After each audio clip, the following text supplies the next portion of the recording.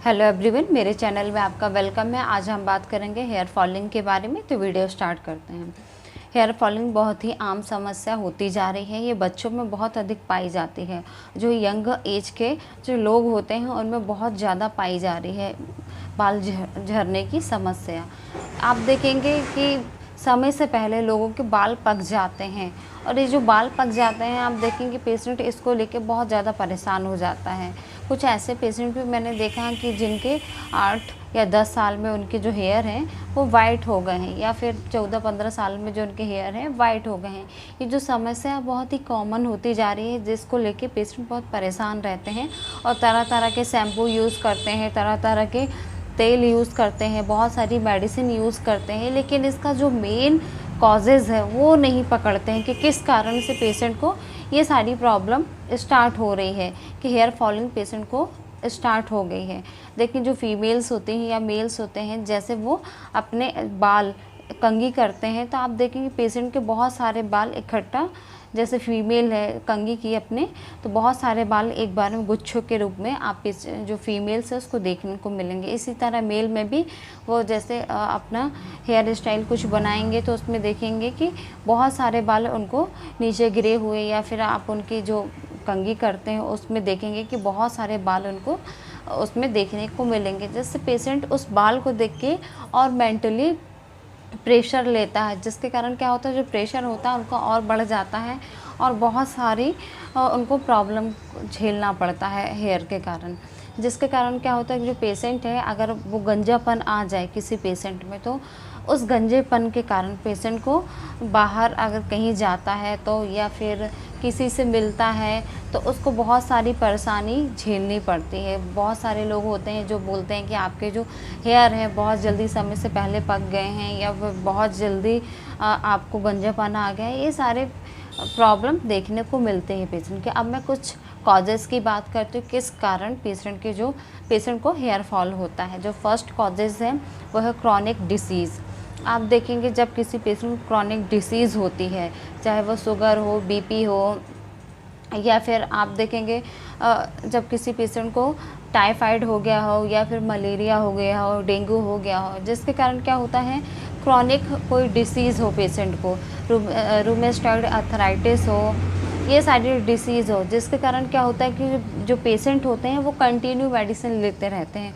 जो मेडिसिन लेते हैं तो वो जो मेडिसिन लेते हैं केमिकल वाली मेडिसिन लेते हैं, जिसके कारण क्या होता है कि ये जो मेडिसिन होती है बॉडी के अंदर जाती है और इसका साइड इफ़ेक्ट होता है, जिसके कारण पेशेंट को हेयर फॉलिंग की समस्या झेलने पड़ती है। ये बहुत बड़ा रीज़न है एक हेयर फॉल का।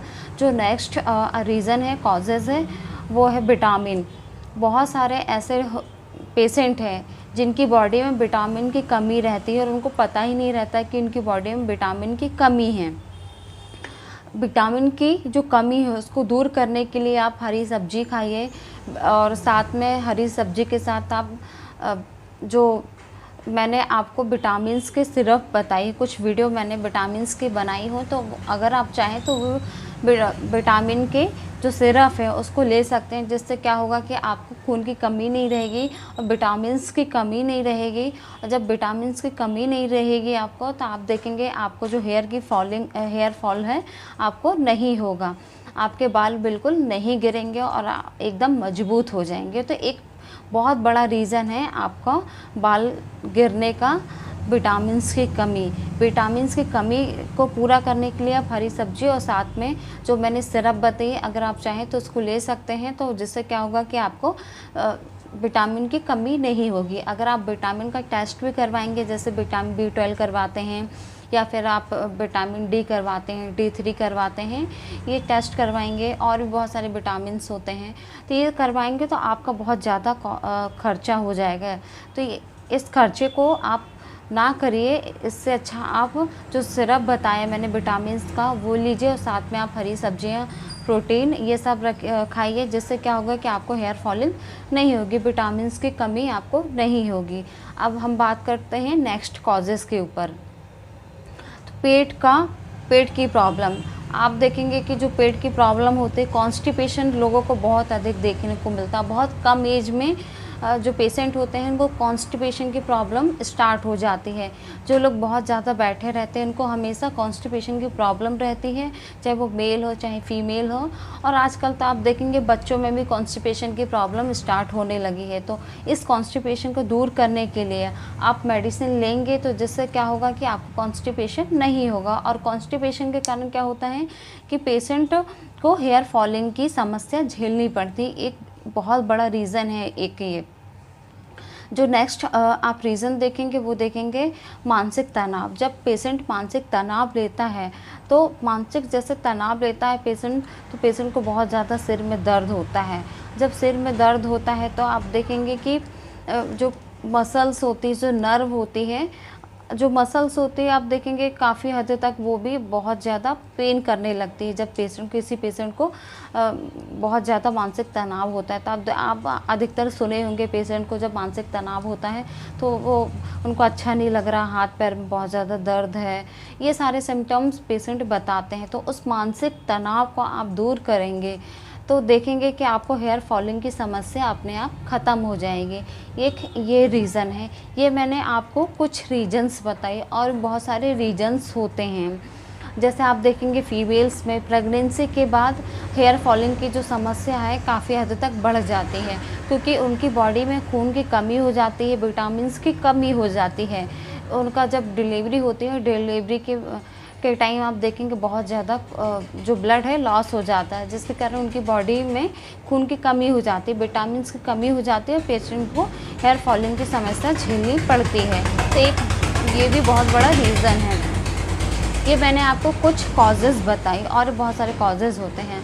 तो इसको ठीक करने के लिए हेयर फॉल को आप पूरे विटामिन्स लीजिए, प्रोटीन लीजिए, साथ में आप अगर एग खाते हो तो एग खाइए, हरी सब्जी लीजिए, जो मैंने विटामिन्स के जो सिरप बताया है वो लीजिए। और इसके साथ आप हेयर फॉलिंग को और जो अच्छा शैम्पू यूज़ करिए। मैंने शैम्पू का भी वीडियो बनाई हो, अगर चाहें तो आप वो शैम्पू भी यूज़ कर सकते हैं।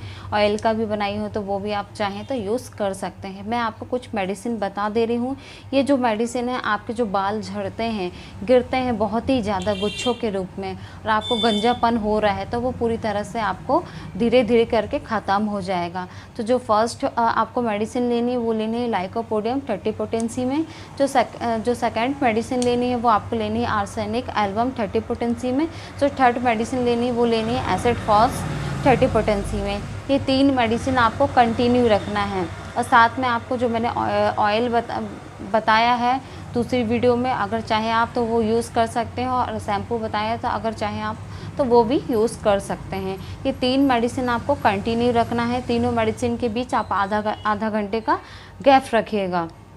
जैसे मॉर्निंग में आप एक मेडिसिन लेते हैं खाली पेट, तो दूसरी मेडिसिन आप खाना खाने के 1 घंटे बाद ही लीजिएगा दोपहर में, और नाइट में आप खाना खाने के 1 घंटे बाद।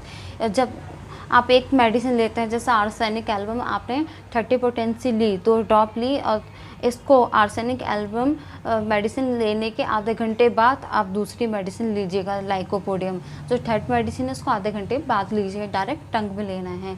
इसको लीजिए, फिर मुझे रिजल्ट बताइएगा कि आपको कैसा रिजल्ट मिला। बाकी आपकी जो हेयर फॉलिंग की समस्या है पूरी ख़त्म हो जाएगी, जैसा मैंने आपको बताया, अगर आप वैसा करेंगे तो। अगर आपको मेरा ये वीडियो अच्छा लगा हो तो इसे लाइक ज़रूर कर दीजिएगा, साथ में मेरे चैनल को सब्सक्राइब जरूर करिएगा। वीडियो देखने के लिए थैंक यू सो मच।